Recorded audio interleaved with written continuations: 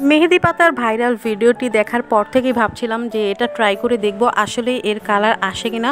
তো আমি এইটা ট্রাই করার জন্য ছাদে চলে গেলাম কিছু মেহেদি পাতা সংগ্রহ করার জন্য। তো ছাদ থেকে আমি কিছু পরিমাণ মেহেদি পাতা নিলাম, খুব বেশি একটা নিইনি, অল্প পরিমাণে নিয়েছি, কারণ এটা করতে খুব বেশি একটা পাতা লাগবে না।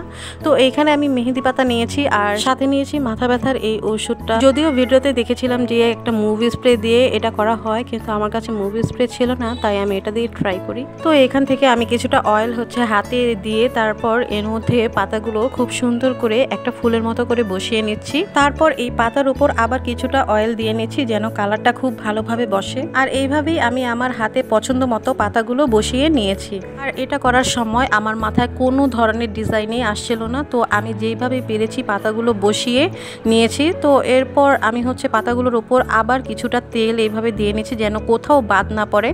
তো এই তো এটা মোটামুটি কমপ্লিট করা শেষ। আর অলরেডি এর মধ্যে থেকে কালার বের হওয়া শুরু হয়েছে। এখন এটাকে এভাবেই রেখে দিচ্ছি 1 ঘন্টার জন্য। আর 1 ঘন্টা পর এটার অবস্থা এরকম হয়েছে। তো এবার সবগুলো পাতা আমি তুলে নিচ্ছি।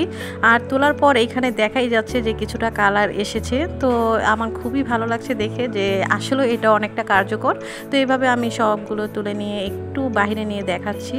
আর এই এটার কালার। তবে মজার ব্যাপার পরের দিন আমি খুবই অবাক হয়েছি যখন সকালবেলা উঠে দেখি আমার হাতের এই রংটা একদম কালো খয়েরি হয়েছিল।